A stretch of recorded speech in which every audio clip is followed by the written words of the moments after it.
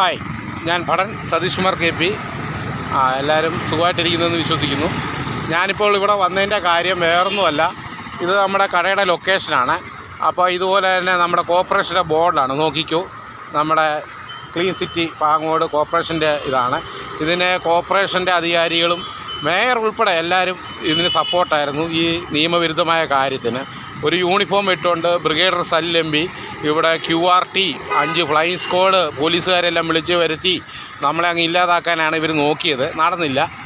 അപ്പോൾ ഞാൻ പറഞ്ഞു വന്ന ഇത്രയും അധികാരികൾ ഇതേ റോഡിൽ വന്നിട്ട് നിയമവിരുദ്ധമായ കാര്യങ്ങളാണ് ചെയ്തിട്ടുള്ളത്. അതിന് വ്യക്തമായ ലൊക്കേഷൻ ഞാൻ കാണിക്കുന്നുണ്ടോ. ഒരു സംഘടനയുടെ ബോർഡാണ് അവിടെ ഇരിക്കുന്നതുമെല്ലാം, പട്ടാളത്തിൻ്റെ എക്സർവീസുമാരുടെ. ഇവിടെ എക്സർവീസിൻ്റെ ലീഗും അടുത്ത ഓഫീസാണ്. ഒരുത്തരും നമുക്ക് ഈ സത്യസന്ധമായ കാര്യത്തിന് ആരും ഇടപെട്ടിട്ടില്ലായിരുന്നു.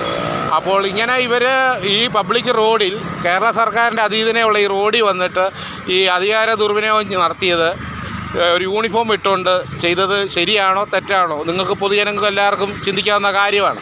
അപ്പോൾ ഇത് തന്നെയല്ലേ ഇവർ അതിർത്തി പോയി ചെയ്യുന്നത്. അപ്പോൾ ഇവരെ പേടിച്ചിട്ട് അങ്ങനെ നമ്മൾ മിണ്ടാതിരിക്കേണ്ട ആവശ്യകതയൊന്നും എനിക്ക് തോന്നിയിട്ടില്ല. അപ്പോൾ ഇത് നോക്കിയ പബ്ലിക് റോഡാണ്, ജനങ്ങൾ നോക്കി എല്ലാവരും പൊക്കോണ്ടിരിക്കുകയാണ് ജനങ്ങൾ. അപ്പോൾ ഇതൊന്നും മനസ്സിലാക്കാനും വ്യക്തത വരുത്താനും കൂടിയാണ് ഞാൻ വന്നത്. കൂടാതെ ഒരു കാര്യം കൂടെ വ്യക്തമാക്കാനാണ് ഞാൻ വന്നത്. കാരണം ഇവിടുത്തെ ഏറ്റവും കൂടുതൽ ഇതിനകത്ത് 90% ആൾക്കാരും കേരളക്കാരാണ്. ഈ കീടങ്ങൾ വേറെ ആരുമല്ല, ഇവിടെ ഇതേ നാട്ടുകാർ തന്നെയാണ്.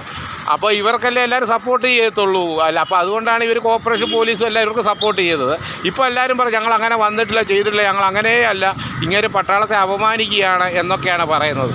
അപ്പം നമ്മൾ ഈ തോന്നിയാസം കാണിക്കുന്നത് നമ്മളിത്തരം യൂണിഫോം ഇട്ടുകൊണ്ട് കാണിക്കുമ്പോൾ അത് ചെയ്യുന്നവന് നാണവും മാനവും ഇല്ലെങ്കിൽ പിന്നെ പറയുന്നത് എനിക്കെന്തിനാണ് നാണവും മാനവും. അപ്പോൾ ഇതിൻ്റെ നാണവും മാനവും നോക്കാൻ ഇതിന് അധികാരികളുണ്ട്. ചീഫ് ഓഫ് ദ ആർമി സ്റ്റാഫുണ്ട്, ഡിഫൻസ് മിനിസ്റ്ററുണ്ട്, പല പല അധികാരികൾ. ഇതിനാണ് അവർ ശമ്പളം മേടിക്കുന്നത്. അല്ലാതെ എൻ്റെ ജോലിയല്ല ഇവരുടെ അഭിമാനം നോക്കുന്നത്. അപ്പോൾ ഇവർ കാണിച്ച തോന്നിവാസം, നിയമവിരുദ്ധമായ കാര്യങ്ങൾ, ഒരു രാജ്യത്തിന് ദോഷകരമായ കാര്യങ്ങൾ, നിയമം സംരക്ഷിക്കേണ്ട ആൾക്കാർ തന്നെ നിയമം ഇല്ലാതാക്കുമ്പോൾ ഇതിനെ പ്രതികരിക്കാൻ എല്ലാവർക്കും പേടിയാണ്. ഇവർ വലിയ വലിയ അധികാരികളാണ്. അപ്പോൾ ഇവരൊന്ന് പറഞ്ഞാൽ രണ്ടാമത്തേന് ഇവരെ കഴിഞ്ഞ് വേറെ ആരും ഇല്ല. ഇവരെവിടെ വേണമെങ്കിലും പിടിപാടുള്ള ആൾക്കാരാണ്. അപ്പോൾ അങ്ങനെയാണ് ഇവന്മാർ എന്നെ ഇല്ലാതാക്കാൻ നോക്കിയത്. പക്ഷേ നടന്നില്ല, ഇവന്മാരുടെ ചിന്ത നടന്നില്ല. ഇവന്മാർ വിചാരിച്ചില്ല ഇത് പൂർണ്ണമായിട്ട് ഇതെല്ലാം വെളിയിൽ വരുമെന്ന്. ഇവരുടെ പൂർണ്ണ വിശ്വാസം എന്നാന്ന് വെച്ചാൽ ഇത് ഒരിക്കലും വെളിയിൽ വരില്ല എന്നുള്ളതായിരുന്നു ഇവരുടെ പൂർണ്ണ വിശ്വാസം. അപ്പോൾ അതുകൂടെ ഞാൻ വ്യക്തമാക്കുകയാണ്. അപ്പോൾ എല്ലാമായി ഞാൻ നീതിയുടെ പോരാട്ടത്തിലാണ്. അപ്പോൾ ഇവന്മാരെ ഒന്നും പേടിച്ചിട്ടൊന്നും എനിക്ക് സ്റ്റേഷൻ കമാൻഡറിൻ്റെ ഒന്നുമല്ല, സ്റ്റേഷൻ കമാൻഡർ ചിലവിലല്ല ഞാൻ കഴിയുന്നൊന്നും. ഞാൻ എൻ്റെ ജോലി ചെയ്ത് എൻ്റെ ഡ്യൂട്ടി ചെയ്ത് ഞാൻ ഇറങ്ങി എൻ്റെ പെൻഷൻ മേടിക്കുന്നു. അല്ലാതെ ഇവരുടെ ജീവിതകാലം മൊത്തം ഇവരുടെ തോന്നിവാസത്തിനും ഈ തന്തയ്ക്ക് ഇവർക്കഴിക്കൊക്കെ കൂട്ടിരിക്കാമെന്നൊന്നും ഞാനോടത്തും കസം ചെയ്ത് കൊടുത്തിട്ടില്ല. നേരായ കാര്യമാണ് ഞാൻ കൂട്ടി നിൽക്കും. നേരായ കാര്യത്തിന് ആരുടെ മുഖത്ത് നോക്കി ഞാൻ പറയുകയും ചെയ്യും. എനിക്കൊരു ജീവിതമേ ഉള്ളൂ. ആ ജീവിതം ഞാനാണ് അനുഭവിച്ചതുമല്ല. അപ്പോൾ എൻ്റെ കഷ്ടങ്ങൾ ദുഃഖങ്ങൾ ഞാൻ അനുഭവിച്ച് എനിക്ക് പുറത്ത് പറയാൻ എനിക്ക് ആരുടെ ഔദാര്യമൊന്നും വേണ്ട. അതെന്ത് തന്നെ ആയാലും അത് ഞാൻ പ്രത്യേകം പറയാം. ബ്രിഗേഡർ സലിൽ MP ഒരു നാണവും മാനവും ഇല്ലാത്തൊരു ബ്രിഗേഡറും കൂടാ. കാരണം അദ്ദേഹം ചിന്തിക്കണേ, ഒരു യൂണിഫോം ഇട്ടുകൊണ്ട് ഇത്രയും QRT 5 ഫ്ലൈ സ്ക്വാഡും ഒക്കെ പിടിച്ചുകൊണ്ട് ഇവിടെ വരുമ്പോൾ നാണമില്ലേ മാനമില്ലേ എന്ന് ചിന്തിക്കണം ഒരു യൂണിഫോമിന്.